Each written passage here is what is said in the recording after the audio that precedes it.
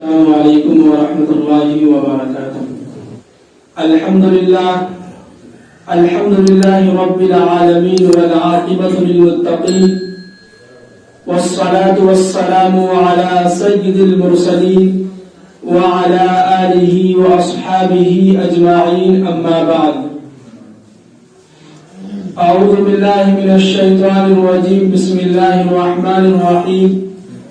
فلا وربك لا يؤمنون حتى يحكموك فيما شجر بينهم ثم لا يجدوا في أنفسهم حرجا مما قضيت ويسلموا تسليما۔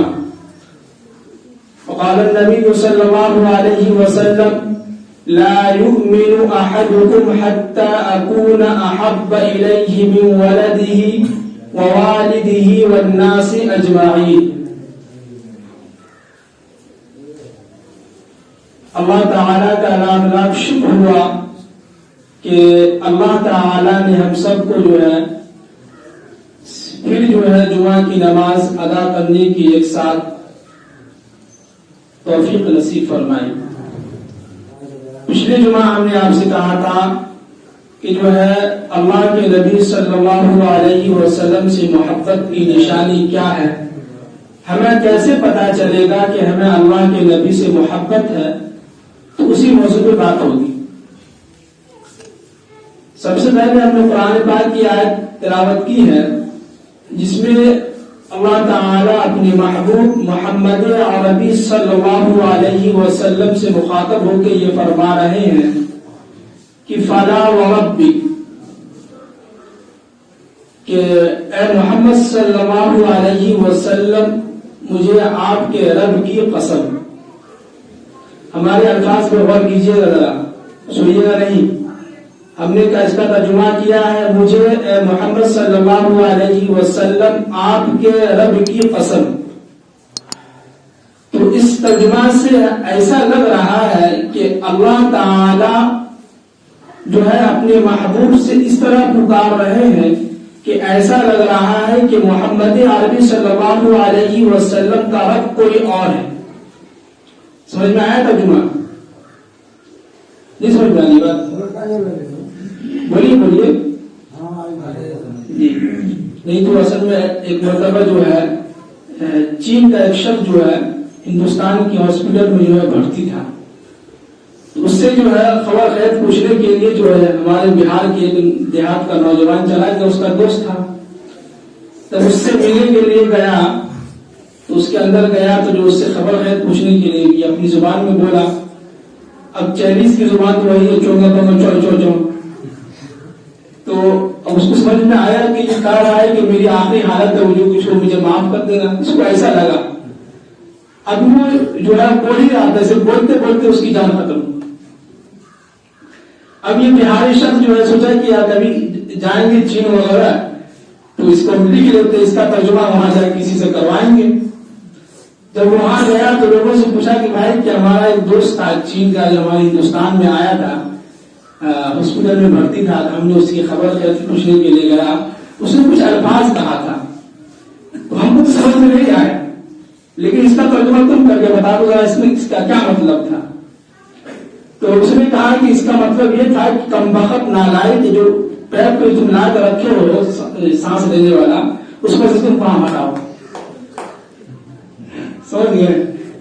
تو وہ نالی جو پیپ جو ہوتا ہے، جو آکسیجن لگا رہتا ہے، اس کے پیپ پہ وہ دیہاتی بہار کا تھا، اس کے پاؤں رکھے ہوا تھا۔ اب اسے کہہ رہا تھا اپنی زبان میں چو چو چو چو۔ اب اس کو کیا سمجھ میں آیا کہ کیا کہہ رہا ہے، اسی میں اس کے انتقال ہو گیا۔ تو ایسا ہمارا بھی حال ہوا ہو کہ ہم آپ کے سامنے بولتے جائیں، آپ کو کچھ سمجھے میں نہ آئے۔ اب یہاں سے باہر نکلیے اور کہیے کہ بھائی کچھ سمجھے میں نہیں آیا کہ امام صاحب کیا بولے، تو بیچ میں ہاں بولتے نہیں کہ ہمیں لگے کہ آپ لوگ ہوشیار ہیں، زندہ ہیں۔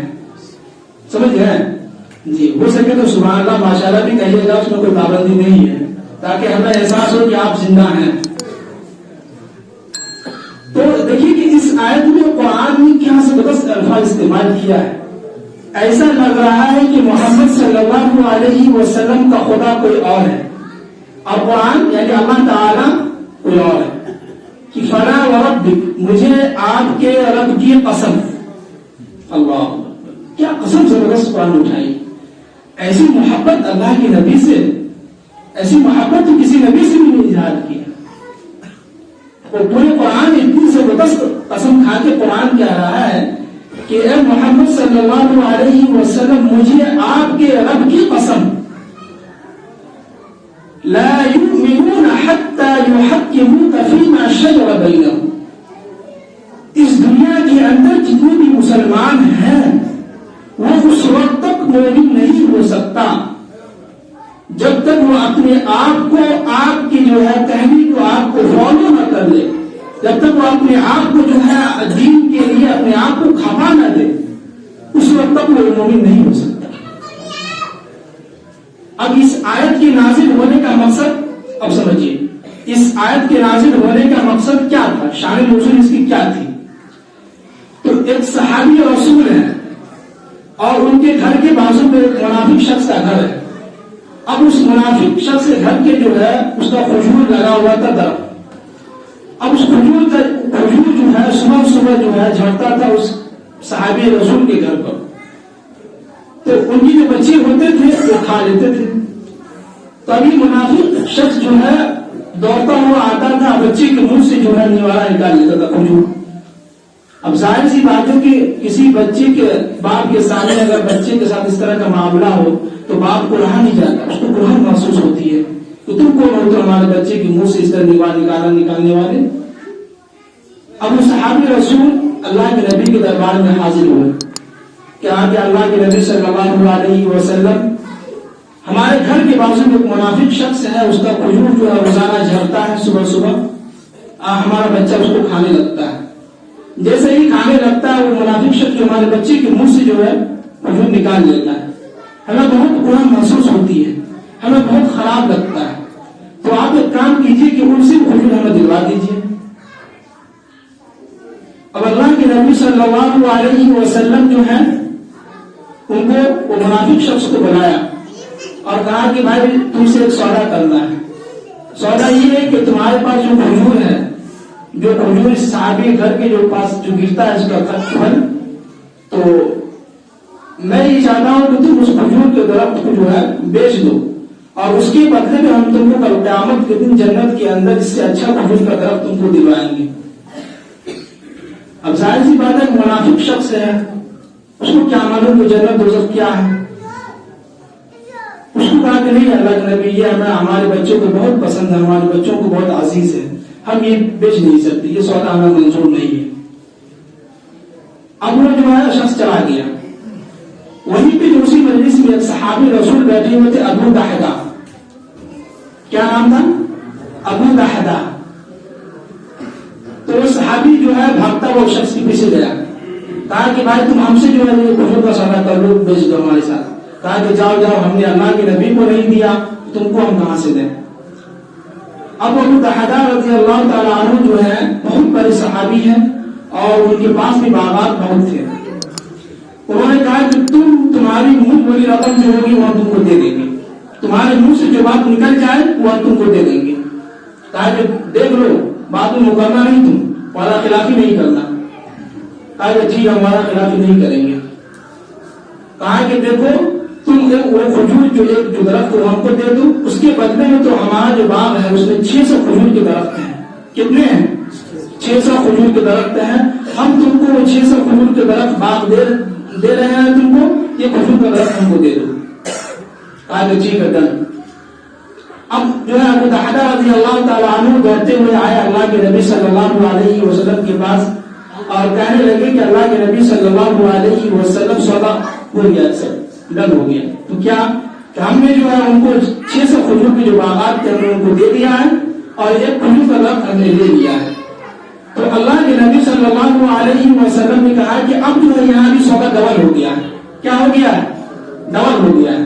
پہلے یہ تھا کہ ایک کھجور کے بدلے میں تم کو ہم جنت میں ایک درخت دیں گے، اب جو ہے یہاں سودا ڈبل ہو گیا. تم نے 600 کھجور کے بدلے میں ایک درخت دیا ہے، تو کل قیامت کے دن جنت کے اندر میں یہ دیکھ رہا ہوں تمہارے ہزاروں سینکڑوں محل ہوں گے اور اس میں لاکھوں کی تعداد میں تمہارے باغات ہوں گے، کھجور کے اس میں جو ہے پھل ہوں گے. تب قرآن کی آیت نازل ہوئی کہ فلا وربک لا یؤمنون حتی یحکموک فیما شجر بینہم ثم لا یجدوا فی انفسہم حرجا مما قضیت.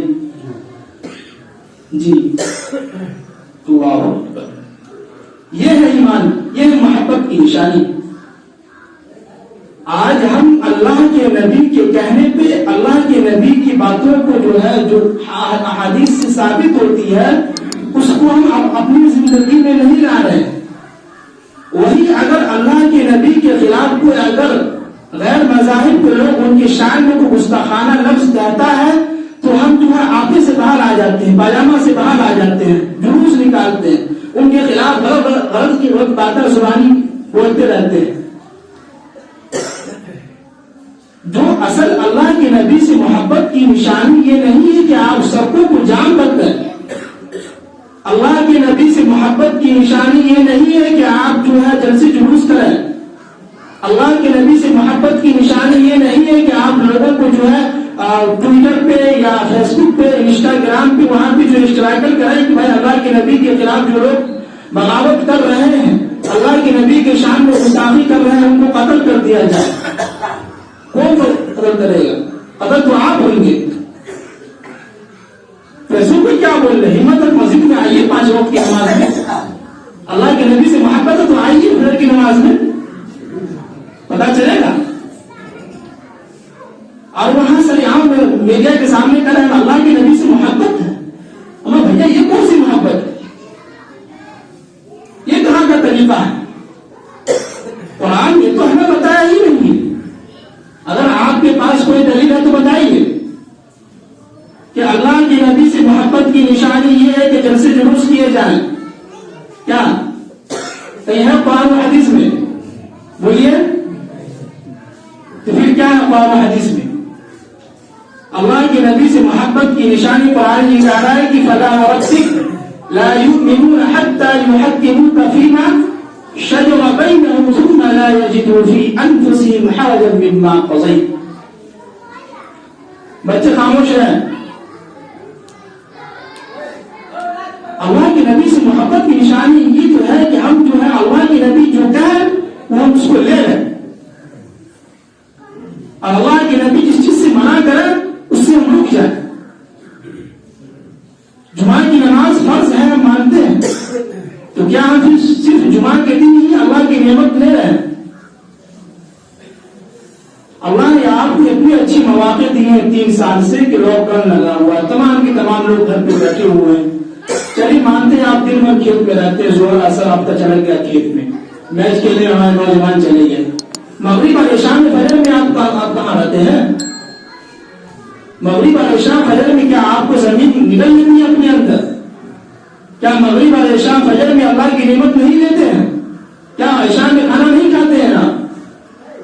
3 دن پہلے فجر میں ایک حدیث گزری ہے کہ اللہ کے نبی صلی اللہ علیہ وسلم معراج پہ جب گئے تو دیکھا کہ ایک شخص ہے جس کو جو ہے سر پہ جو ہے لوہے پتھر مارے جا رہے ہیں اور مر جا رہا، پھر دوبارہ اس کو جو ہے دوبارہ مارا جا رہا، اس کے یعنی لگاتار اس پہ یہ عمل ہو رہا ہے. تو اللہ کے نبی نے فرمایا کہ یہ وہ شخص ہے جو بغیر نماز پڑھے عشاء کے بعد سو جاتا ہے. تو کیا خیال ہے جو لوگ عشاء کی نماز میں نہیں آتے ان کے ساتھ کیا ہونا چاہیے؟ پولیس کو ڈنڈے لگنے چاہیے. دنیا کے اندر اگر پولیس ابھی آ جائے کہے کہ چلو نماز کے لیے، تو ایک بھی لوگ نظر نہیں آئیں گے ادھر ادھر. تو وہاں تو اللہ کا فرشتہ ہے، یہاں تو آپ چھپ جائیں گے، کہیں کود کے بھاگ جائیے گا، کھیت کھلیان میں چھپ جائیے گا. لیکن وہاں تو قرآن کہہ رہا ہے کہ وَيَوْمَ نُسَيِّرُ الْجِبَالَ وَتَرَى الْأَرْضَ بَارِزَةً وَحَشَرْنَاهُمْ، کہ آسمان اور زمین پہاڑ سب کے سب ریزہ ہو جائیں گے. اس وقت کہاں بھاگے گا؟ تو لہٰذا ہمیں اللہ کے نبی سے محبت ہونی چاہیے، اور محبت یہی ہے. ایک دوسری حدیث جس میں اللہ کے نبی صلی اللہ علیہ وسلم نے ارشاد فرمایا کہ جو ہے اگر کوئی یہ شخص چاہتا ہے کہ اس کو مجھ سے محبت ہو تو وہ 4 چیزیں اپنے اندر لے لے. کیا لے لے؟ 4 چیزیں. ان کو ذرا یہ کیا لینا؟ 4 چیزیں اپنے اندر اپنا لیں. سب سے پہلا یہ کہ آپ جو ہے اپنی زندگی میں یہ معمول بنائے کہ ہمیں جھوٹ نہیں بولنا ہے. کیا نہیں بولنا ہے؟ جھوٹ نہیں بولنا ہے. آج ہم دن میں 10 مرتبہ 1000 مرتبہ جھوٹ بول رہے ہیں، اپنے دوست سے، اپنے ساتھ میں رہنے والوں سے، اپنے رشتے دار سے، ماں باپ سے، سب سے جھوٹ بول رہے ہیں، سر عام بول رہے ہیں. پھر کہتے ہیں کہ مسلمانوں پہ ظلم ہو رہا ہے. تو مسلمانوں پہ ظلم تو ہوگا ہی. آپ جو ہے صرف فیس بک پہ یہ اعلان لگا دینے سے کہ بھائی ان کے خلاف جو حکومت کوئی کارروائی کرے، تو کارروائی تو ان کے خلاف نہیں ہو رہی، آپ ہی کے اوپر ہو رہی ہے. کل پرسوں آپ کو معلوم ہوگا وسیم رضوی گرفتار ہو گیا ہے، جس کا نام تیاگی ہے، ہو گیا گرفتار. پتا چلے گا وسیم رضوی جو ہندو دھرم قبول کیا ہے فی الحال پچھلے مہینے، تب اس کی گرفتاری ہو گئی ہے. تو کہاں جائے گا بچ کے؟ بھائی اللہ کی زمین ہے، کہاں بھاگیے گا؟ یہ زمین، یہ آسمان، یہ آپ جو دیکھ رہے ہیں، آپ کی زمین جائیداد، یہ گھر کسی کی نہیں ہے. آپ کے مرنے کے بعد سب ختم ہو گیا.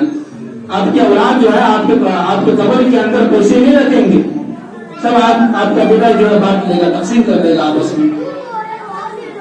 تو سب سے پہلے اللہ کے نبی سے محبت کی نشانی کیا بتائے ہیں؟ وہ یہ کہ جھوٹ نہ بولے. نمبر 2 پہ یہ ہے کہ امانت کی حفاظت کیجیے. اگر کوئی شخص آپ کی سپرد کوئی امانت رکھتا ہے تو آپ کے اوپر یہ ذمہ داری بنتی ہے کہ اس امانت کی آپ حفاظت کیجیے. جی، اگر کوئی آپ کو 10 روپیہ دیا رکھنے کے لیے تو آپ کے اوپر ذمہ داری بنتی ہے کہ اس 10 روپیے کو آپ اچھی جگہ رکھیں، اس کو امانت سمجھ کے رکھیں، اور جب بھی وہ شخص طلب کرے مانگے ہم اس کو فوراً دے دیں. یہ 2 چیزیں ہیں. اس کے بعد ہے کہ ہم جو ہے اس دنیا کے اندر رہ رہے ہیں تو ہر طرح کے لوگوں سے وابستہ ہوتا ہے. ہر طرح کے لوگ رہتے ہیں، ملنے جلنے والے لوگ رہتے ہیں، تو ان کے ساتھ اچھی اخلاق کا برتاؤ کیجیے. کیا ہے اچھے اخلاق؟ اچھے اخلاق یہ ہے کہ کوئی اگر آپ کو گالی دے یا برا بھلا کہے یا آپ کسی کو بدتمیزی کرے تو ان سے آپ ادب سے پیش آئیے. کوئی اگر رشتہ کو توڑے تو آپ ان کو رشتے کو جوڑیے، جوڑنے کے چکر میں رہیے، ان کو توڑیے نہیں، گھروں کو توڑیے نہیں، محبت سے آپس میں رہیے. تو یہ ساری چیزیں ہیں. تو ہمیں اللہ کے نبی سے محبت کی نشانی یہی ہوا کہ جب تک ہم اللہ کے نبی جو چیز کہیں وہ چیز کیا کریں؟ لے لیں. اور جس چیز سے اللہ کے نبی نے ہمیں منع کیا اس چیز کو کیا کریں؟ روک دیں. اور جہاں تک حدیث کا مسئلہ ہے تو اپنی زندگی میں یہ کوشش کریں کہ اگر آپ ہر جگہ کامیاب ہونا چاہتے ہیں، ہر جگہ آپ سکسیس ہونا چاہتے ہیں، ہر جگہ آپ اعلیٰ مقام پہ چاہتے ہیں، تو یہ کہ آپ سب سے پہلے اپنی زندگی میں یہ کیجیے کہ اپنی زندگی سے جھوٹ کو چھوڑ دیجیے، ہمیشہ سچ بولیے. کیا بولیے؟ ہمیشہ اپنی زندگی میں لازم کیجیے کہ ہمیشہ جو ہمیں کیا کرنا ہے؟ سچ بولنا ہے. سچ کا دامن ہمیشہ پکڑے رہیے مضبوطی کے ساتھ، پھر انشاءاللہ آپ کو کامیابی ضرور ملے گی. باقی جو باتیں کہی گئی ہیں اللہ تعالیٰ سے دعا ہے کہ اللہ تعالیٰ ہم سب کو عمل کی توفیق نصیب فرمائے.